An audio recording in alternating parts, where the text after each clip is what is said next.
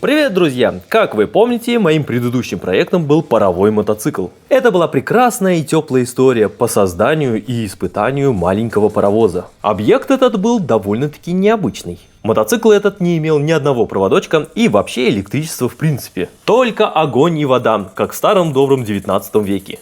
Его конструкция была довольно-таки примитивной, но мной и было так задумано. Я хотел сделать его максимально простым, чтобы было даже удивительно, как вообще это может работать. Однако, с применением точных расчетов и современных материалов, мотоцикл получил просто уникальные параметры. Этот мотоцикл при своем весе 82 килограмма имеет 2 лошадиные силы и на одной заправке может проехать 15 километров. Но что самое интересное, он разгоняется до 60 километров в час. И насколько я знаю, это делает его абсолютным чемпионом на всем земном шаре за все времена среди мотоциклов с классическим паровым двигателем. То есть эта крохотулечка что-то вроде Формулы-1 в мире паровых мотоциклов.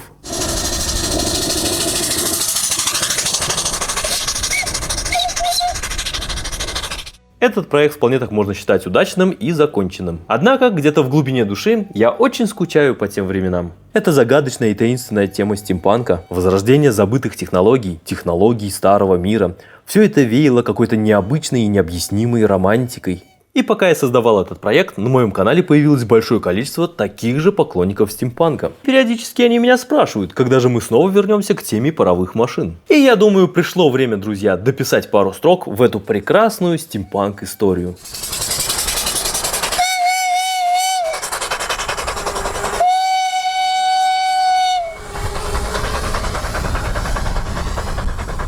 Осенью я что-то вспомнил, что скоро зима, а значит приближается зимний мотофестиваль SnowDogs, на котором проходят международные гонки Унimото. И мне хотелось поучаствовать там со своим паровым мотоциклом. Там даже предусмотрен специальный паровой класс S, то есть стимпанк. Чтобы принять там участие, разумеется, нужно было подготовиться. И желательно заранее. Поэтому еще осенью я решил выкатить мотоцикл и посмотреть, в каком он вообще состоянии.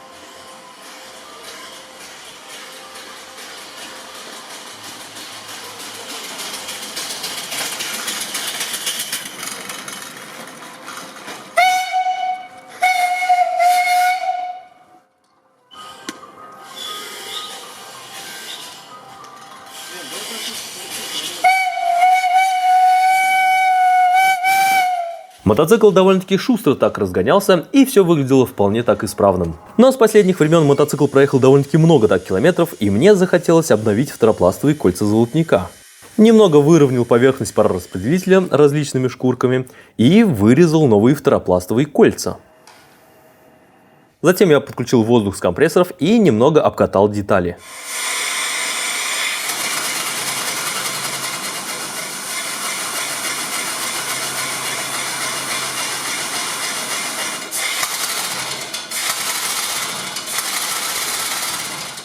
На следующий день я решил прокатиться на мотоцикле, чтобы опробовать двигатель, почувствовать разницу, ну и немного прикатать детали.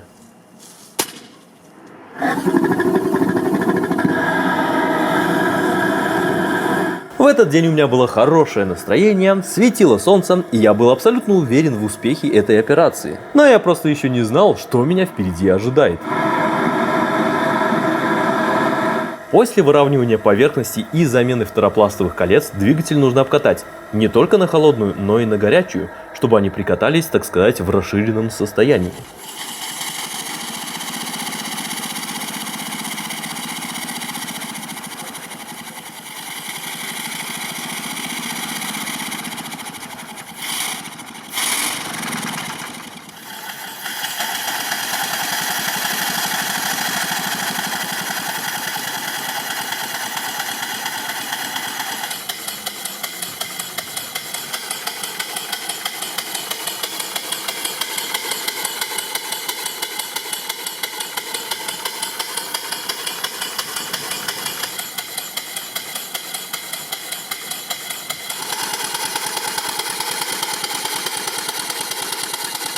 И вроде бы все шло хорошо, но я не успел на нем даже прокатиться, как мне заклинило двигатель.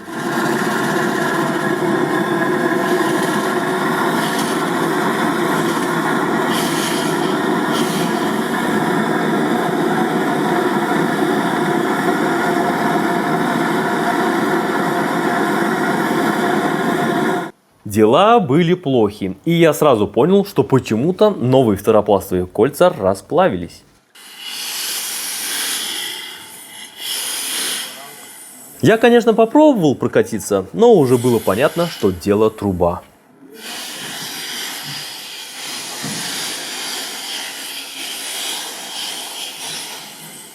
Так, кажется, у нас кольца сгорели.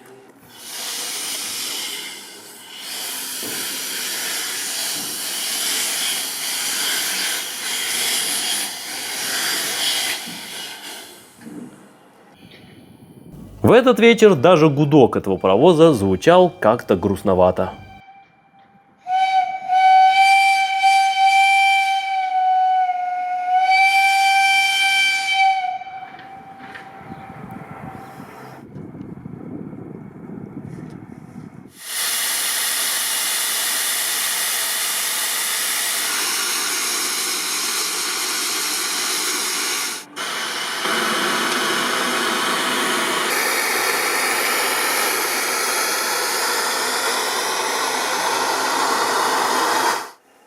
После того, как я вытащил золотник, я увидел, что большой кусок уронился в рабочий цилиндр. А это, в свою очередь, означало, что я попал на капитальный перебор двигателя. Ну и ничего страшного, подумал я. В принципе, я давно туда не лазил, было бы неплохо заглянуть да посмотреть, что там да как.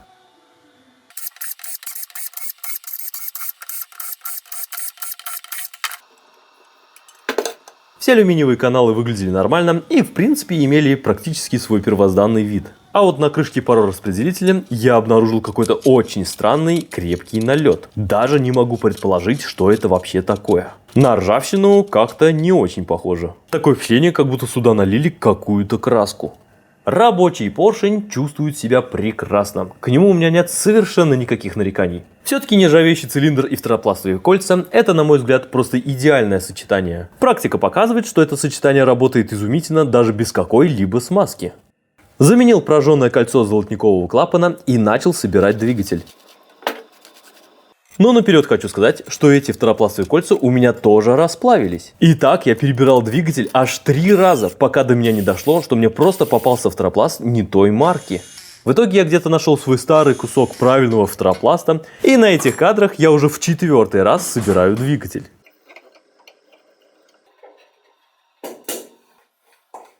Честно говоря, друзья, я уже такое количество раз снимал и ставил этот двигатель, что, наверное, могу сделать это закрытыми глазами. Поэтому переборка двигателя для меня уже просто сущий пустяк.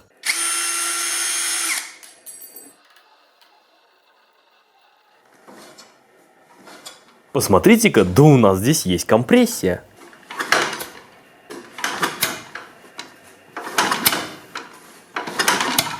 И вот 4-я переборка двигателя за последние 2 дня завершена. Пожалуй, для любого мотоциклиста, когда его мотоцикл не на ходу, это большой напряг. Поэтому я очень рад видеть свой мотоцикл снова в собранном состоянии. Каждый раз после замены колец требуется немного прикатать детали. И для начала я это делаю прямо в гараже, просто вращая двигатель воздухом.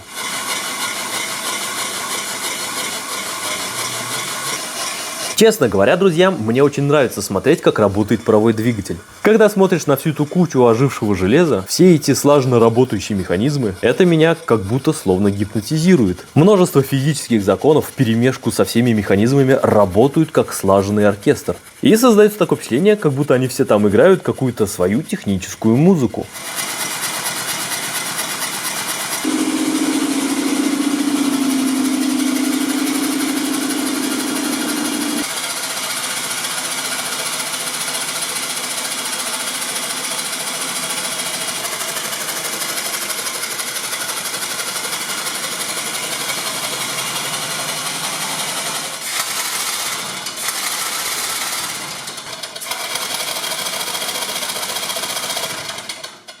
Ну и пришло время провести ходовые испытания.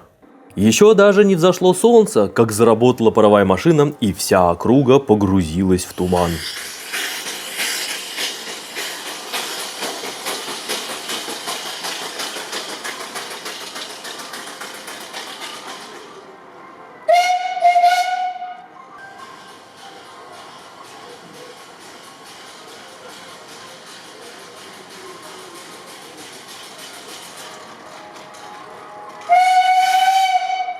Отлично, все работает как надо.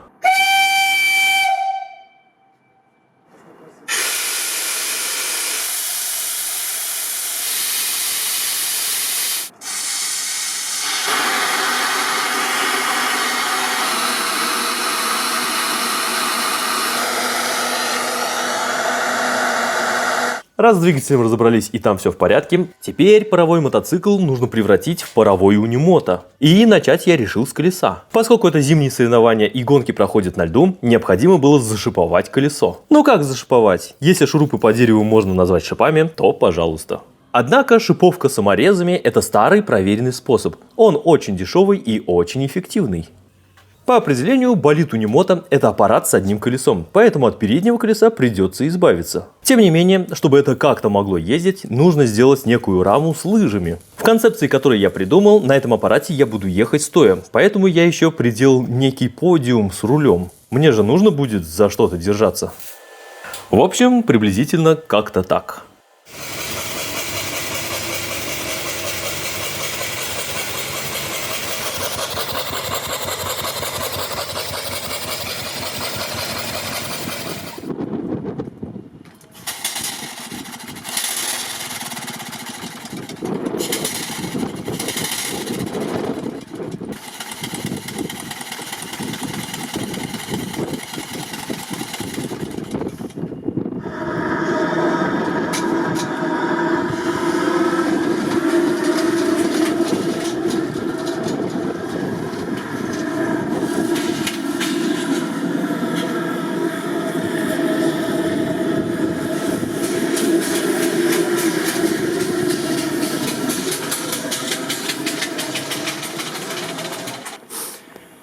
Да, друзья, управлять этой штуковиной оказалось непросто. Я нехило так разогнался и на всей скорости влетел в сугроб. Но по сути этим аппаратом управлять и нельзя. Здесь просто нет руля. Этот аппарат создан чисто для езды по прямой. Кроме того, лыжи этого аппарата сконструированы для езды по льду. А у меня здесь кривая дорога и снег комками. И честно говоря, друзья, я даже не знаю, где сейчас вообще можно найти открытый лед, чтобы нормально испытать этот аппарат. Поэтому, скорее всего, конечные ходовые испытания этого аппарата будут проходить уже на самих соревнованиях.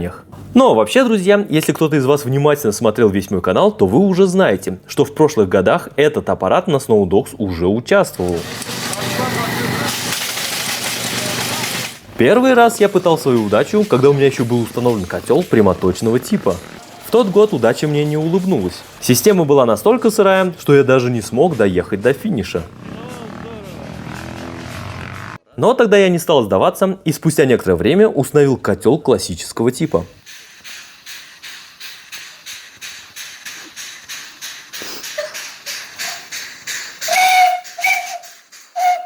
Аппарат наконец-то начал ездить, и в будущие года я вполне успешно проходил дистанцию.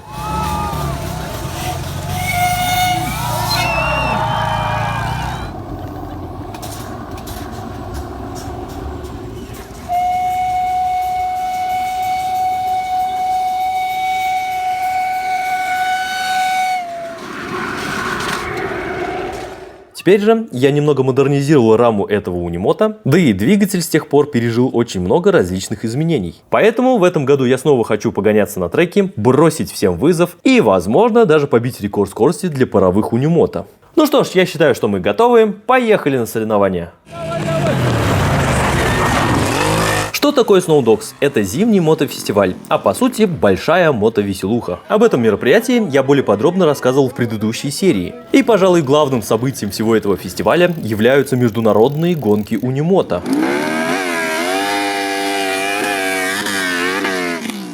Что такое вообще унимото? Это особый спортивный болид с одним колесом. Главная цель соревнований заключается, чтобы пилот на своем унимото проехал дистанцию в 31 метр за минимально короткое время. То есть можно сказать, что это соревнование на ускорение. И хочу сказать, что гонки унимото — это очень зрелищное событие. Некоторые такие аппараты имеют мощность в 200 лошадиных сил. Но чтобы соревнования были честными, эти болиды разделяются на различные классы. Бывают электрические, реактивные, аэро, с двигателем внутреннего сгорания различной кубатуры, ну и, конечно, унимото с паровым двигателем. Вот сюда-то нам и надо. Те, кто смотрел предыдущую серию, уже знают, что на этих соревнованиях я выступал и в реактивном классе.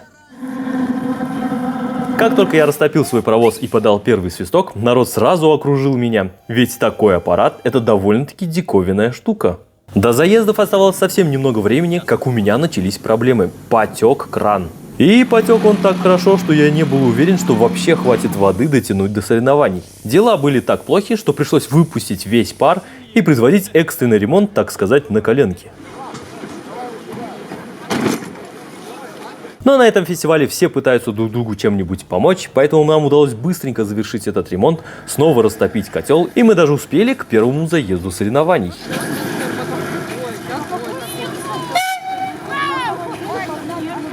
В первом классе первым на старт вышел мой конкурент и мой друг по кличке Мексиканец. Он просто блестящий изобретатель и ярый любитель стимпанка.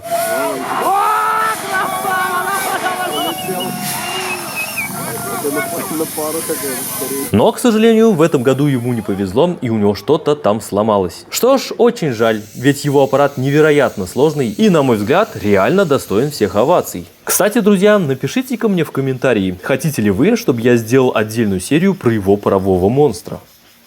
Ну а сейчас давайте вернемся на соревнования, и у нас пришло время первого заезда.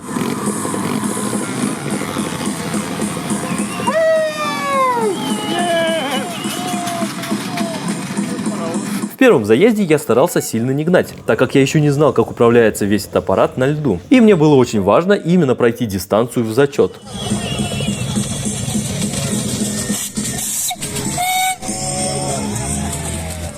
Вторую попытку мне, откровенно говоря, запороли. У кого-то там чего-то отвалилось, и все кричали «стой!». И я по своему простодушию взял это на свой счет. Итак, второй заезд паровозика. Конечно, с удовольствием было бы за ним побегать, но не в этот раз. Готов? Второй заезд. Класс паровой. В паровом классе в мире гоняются только... Стой!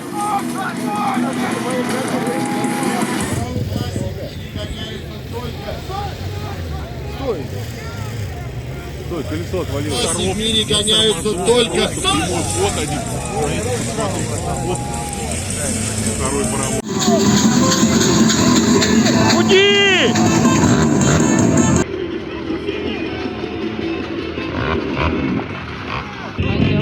Так, у нас тут один бестолковый зритель. Конченая тварь вообще, который ничего не понимает. Он сбил нас заезд, но мы же дадим возможность проехать еще раз. Спасибо. Пришло время третьей попытки, и я сразу дал себе слово, что я буду ехать и не остановлюсь, даже если передо мной упадет астероид. Кроме того, это была последняя попытка, поэтому из своего паровоза я решил выжать вообще все. Итак, третий заезд паровозика. Он все в песок пустил, но поехал. Ура, третий заезд! Ура, третий заезд!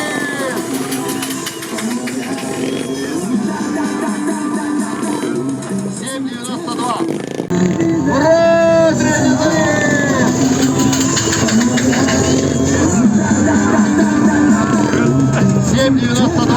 На большой скорости аппарат перестает вообще как-либо управляться, и я даже чуть не сбил судью.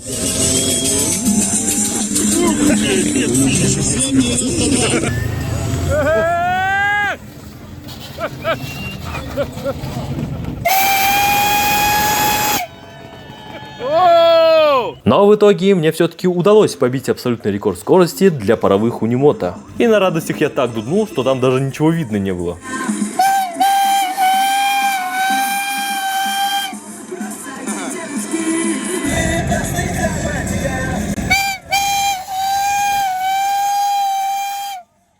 После соревнований у меня было много свободного времени, и поскольку торопиться уже было некуда, я вышел к людям, чтобы они смогли все как следует посмотреть, пофотографировать, и поскольку аппарат у меня не очень быстрый и не опасный, некоторые захотели даже прокатиться. А кто согласен его толкать 2 круга? Ну и разумеется, всем надо было дуднуть в этот гудок.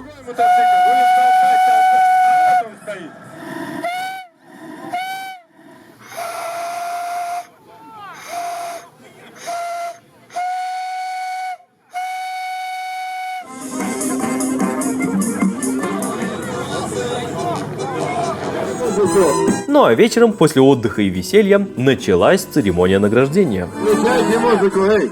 Все, выключайте музыку, идите сюда, будем награждать людей. Давайте. Паровой. У нас было 2 участника на паровозе, но доехал 1. С результатом 7 секунд 929 тысячных. Первое место занимает опять Леха Романтик.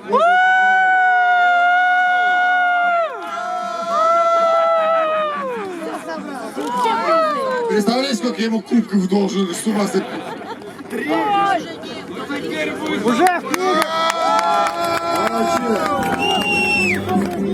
Вот такая, друзья, получилась маленькая, но очень теплая история. Но, разумеется, история на этом не заканчивается. И первое, что я сделал, когда оказался в гараже, это начал превращать этот паровой унимота обратно в мотоцикл, так как в ближайшее время ему предстояло написать новую историю. Ведь всего через неделю на этом паровом мотоцикле я собирался принять участие в заездах на рекорды скорости на фестивале «Неделя скорости. Жигулевская миля». И, возможно, установить новый рекорд скорости для паровых мотоциклов. Но это уже, конечно, совсем другая история. Поэтому на сегодня пока все. Благодарю своих спонсоров, которые поддерживают канал материально. И до встречи в следующей серии.